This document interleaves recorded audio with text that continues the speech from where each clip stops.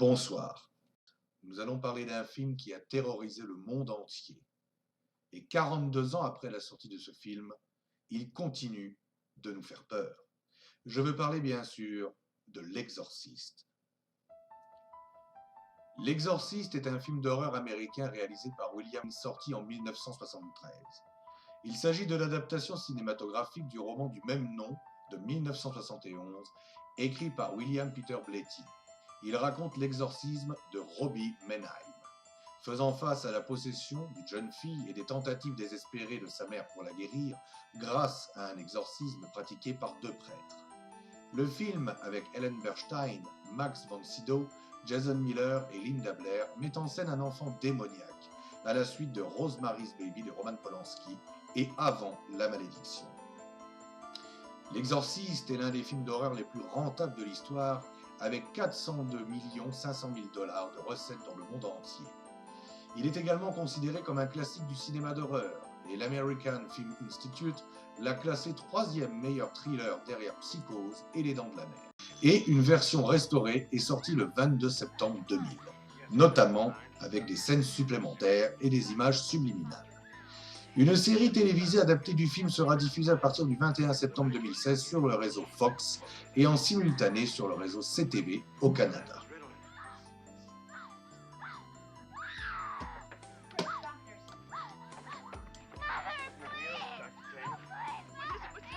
Le résumé du film. Un vieux prêtre, fatigué de la vie. Il découvre dans ses fouilles une petite tête de statuette du démon Pazuzu et s'interroge sur la nature du mal au sein de l'humanité. À la fin de la séquence en Irak, le prêtre contemple une grande statue du démon Pazuzu. L'intrigue s'ouvre alors aux États-Unis, à Georgetown, un quartier de Washington. Chris MacNeil, Ellen Burstyn, est une actrice célèbre qui semble mener une vie heureuse avec sa fille Regan Leigland, Linda Blair, son très bon ami Burke et ses nombreux domestiques.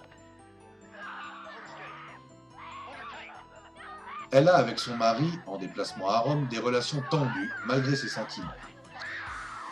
Chris s'inquiète lorsque Regan commence à être la proie de spasmes violents et d'étranges symptômes. Elle a fait suivre des traitements médicaux à sa fille. Les médecins voient en elle de simples troubles nerveux dus à la préadolescence. Chris MacNeil décide d'accélérer les analyses médicales. Chris reçoit dans un premier temps l'avis très incertain des médecins selon leurs explications psychologiques et physiologiques. Regan est atteinte de troubles purement nerveux, mais les spasmes continuent, s'intensifient et deviennent de plus en plus spectaculaires. Regan parle avec une voix rauque et grave, dévale les escaliers sur les mains et les pieds, le visage tourné vers le plafond. La bande originale. Le réalisateur a dans un premier temps confié la musique du film au compositeur Lalo Schifrin qui enregistre même sa partition. Mais mécontent du résultat lors des sessions d'enregistrement, William Friedkin rejette tout le travail de Schifrin et se retourne vers des musiques préexistantes.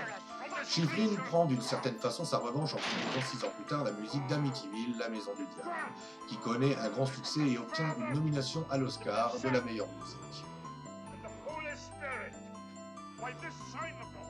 Pour le thème principal, William Friedkin choisit un extrait de l'album tubulaire Bells de Mike Oldfield, dont l'utilisation dans ce film va donner un coup de pouce à la carrière d'Oldfield et au tout jeune label Virgin, fondé par Richard Branson. Ce thème froid et lancinant a exercé une certaine influence sur la musique du film de genre, notamment sur celle composée par John Carpenter pour bon nombre de ses propres réalisations. Je vous souhaite une très bonne fin de soirée et à bientôt.